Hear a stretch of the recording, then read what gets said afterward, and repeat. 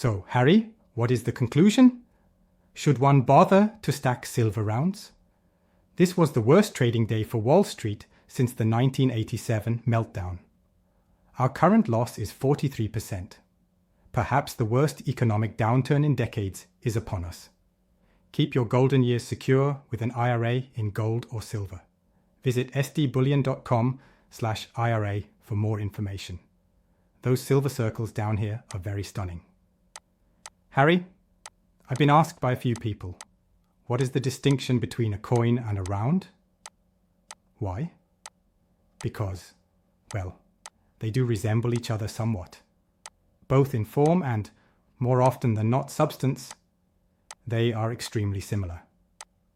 Rounds or coins weighing 1 ounce or 1 troy ounce are commonly referred to as bullion. This is where things diverge. Some examples of sovereign-issued money with numerical values are the silver eagle, which is equivalent to $1, and the Krugerrand, which is equivalent to 1 unit of South African rand. A round is a unit of pure silver that is not pegged to any specific currency. That would be seen as counterfeiting in the United States and likely elsewhere. Not to mention that the Secret Service would take it. That has been severely punished.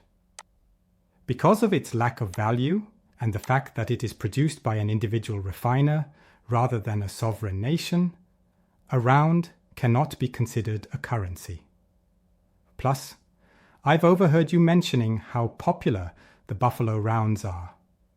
Shall we examine a couple? Of course. There are a plethora of variants on the Buffalo rounds even within that series, as many refiners offer their own spin on the motif. The difference between these two styles is plain to discern. Usually, these are the case. Although this is an alternative interpretation, it is derived from the original Buffalo nickel, and subsequently from the United States commemorative dollar that was created by the Smithsonian to honor the Buffalo nickel. To put it another way, it's the most popular round and ounce of silver that we sell, at least in our local market. Yeah, I'll admit that buying rounds is something I enjoy doing, and that getting the most rounds possible was my approach this year. All right. Here we can see a 1 ounce silver round on the left side of the coin, and an American silver eagle on the right. Now the amount of silver in both of these is precisely the same. I think so, full stop. Silver, grade 999, 1 troy ounce, I understand.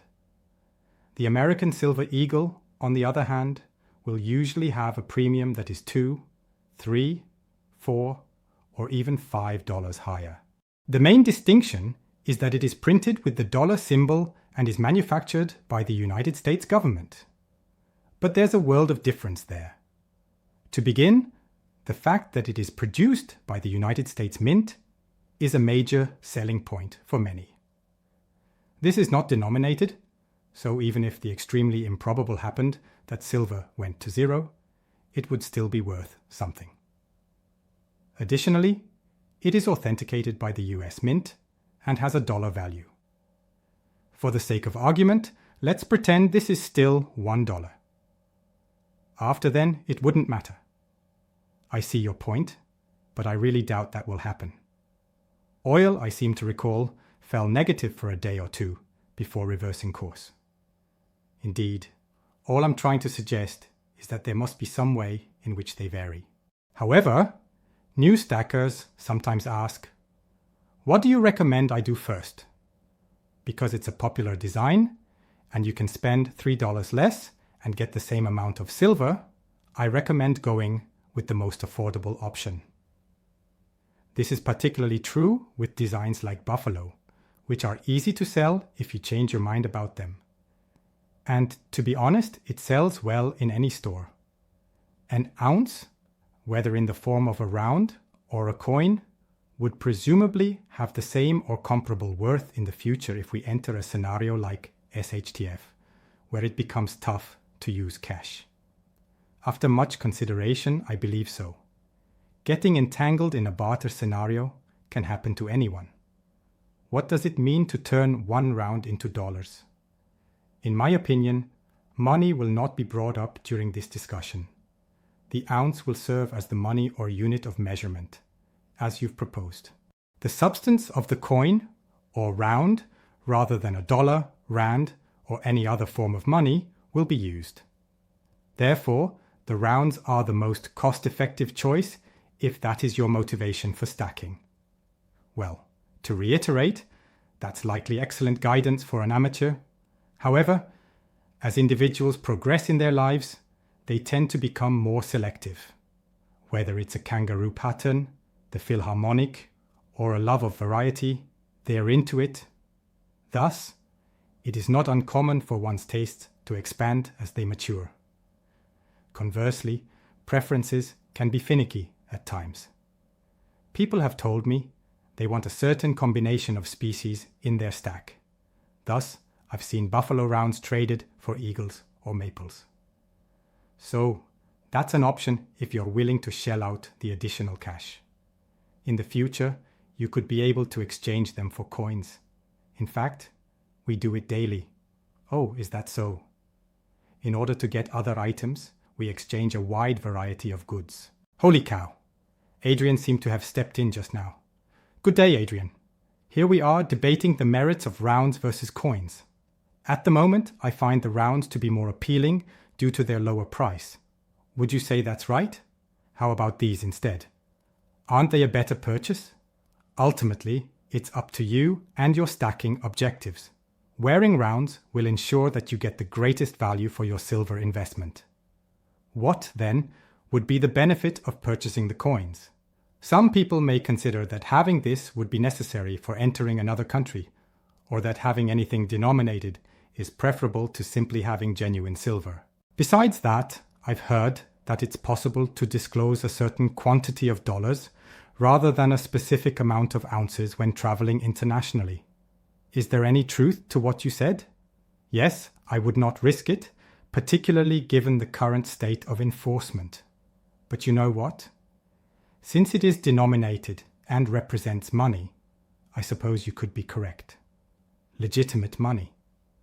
Even if they're all $1 coins, the value of a monstrous box of silver eagles would be more like $20,000.